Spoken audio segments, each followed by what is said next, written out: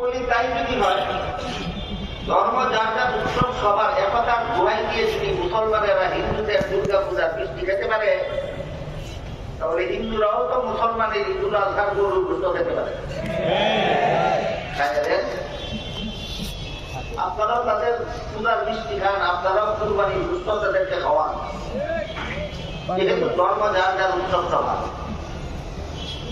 কিন্তু আমি আপনাদের জিজ্ঞাসা করি, আপনারা কোনদিন দেখেছেন কোন হিন্দু মুসলমানের কুরবানির গরুর গোশত খেতে এসেছে? কিন্তু কোন মুসলমান হিন্দুদের দুর্গা পূজার উৎসবে মিষ্টি খেতে গিয়েছে কিনা? বেহায়া কারা? হিন্দু বেহায়া না মুসলমান বেহায়া?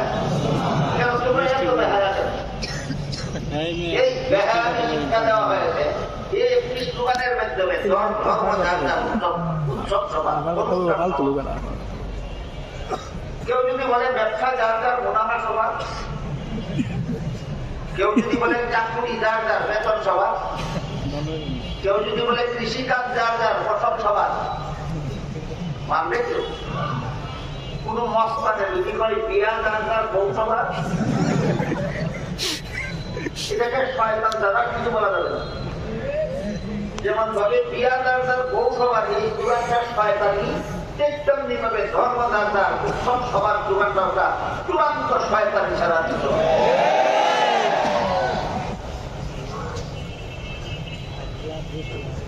তাহলে আসল ঘটনা কি? আসল ঘটনা হলো গৃহস্থী যার ফসল তার, ব্যবসা যার মুনাফা তার, চাকুরিদার বেতন তার, চাকুরিদার বেতন তার, বিয়াদার বউ তার, ধর্মদার উৎসব তার, ধর্মদার।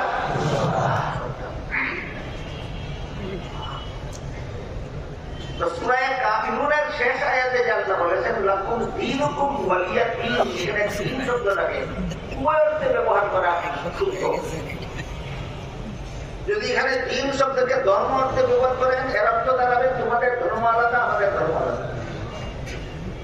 আর যদি এখানে কর্মফল অর্থে ব্যবহার করেন, তাহলে অর্থ হবে তোমাদের ধর্মের ফলাফল আলাদা, আমাদের ধর্মের ফলাফল আলাদা। তোমাদের ধর্ম পালনের ফল যা খাও, আমাদের ধর্ম পালনের ফল যা খাও। তারপরে দেখুন সূরা শুরা 13 নম্বর আয়াতে আল্লাহ রাব্বুল আলামিন বলেছেন আকিমুদ্দিন। এখানে দ্বীন শব্দের অর্থ কর্মফল নয়, দ্বীন শব্দের অর্থ ধর্ম।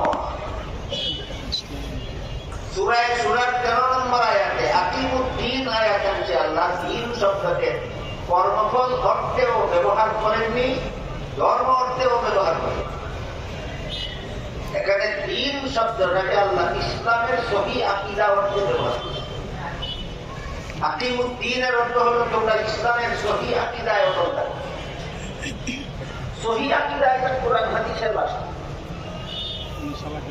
বাংলা বললে যদি সহজে বুঝেন, তার বাংলা হবে বিশুদ্ধ মতবাদ। মুসলমানেরা তোমরা ইসলামের বিশুদ্ধ মতবাদে মত।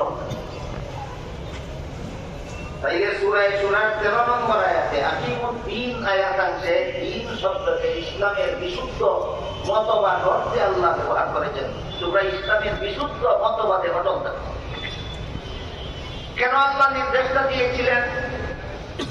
রাসূল করিম সাল্লাল্লাহু আলাইহি ওয়াসাল্লামের যুগেও একদল মানুষ দাবি করত তাদের ধর্ম ইসলাম, কিন্তু মতবাদ ইসলামী নয়, ইসলাম বিরোধী মতবাদ করত। ইসলামের দাবিদারেরা ইসলামের বিরুদ্ধ মতবাদ পোষণ করত। এদেরকে নির্দেশ দিয়ে আল্লাহ বলেন আকিমুদ্দিন, ইসলাম যদি তোমার ধর্ম হয়ে থাকে তাহলে ইসলামের বিরুদ্ধ মতবাদে অটল থাকো, ইসলামের নামে ভ্রান্ত মতবাদ পোষণ করো। আমাদের যুগে এমন যথেষ্ট মানুষ আছে সমাজে যারা দাবি করে তাদের ধর্ম ইসলাম, কিন্তু মতবাদ ইসলাম বিরোধী মতবাদ পোষণ করে। এদের সকলের বেলায় সূরা 13 নম্বর আয়াত প্রযোজ্য। তোমরা যারা নিজেদের ধর্ম ইসলাম বলে দাবি করো, তোমরা কুফরি মতবাদ পোষণ করবে না, বেদাতি মতবাদ পোষণ করবে না, তোমরা ইসলামের বিশুদ্ধ মতবাদ করো। আমাদের সমাজে যারা ইসলামের নামে ভ্রান্ত মতবাদ পোষণ করে, এদের হিসাব দিয়ে সারা রাতে আমি শুধু একটি উদাহরণ আপনাদের